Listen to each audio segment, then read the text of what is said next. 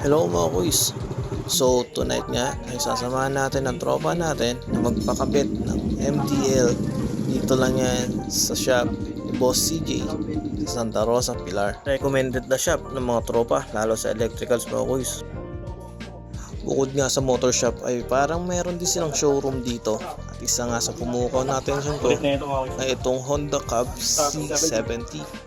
Japan style to mga boys. Sobrang cute at sobrang liit lang.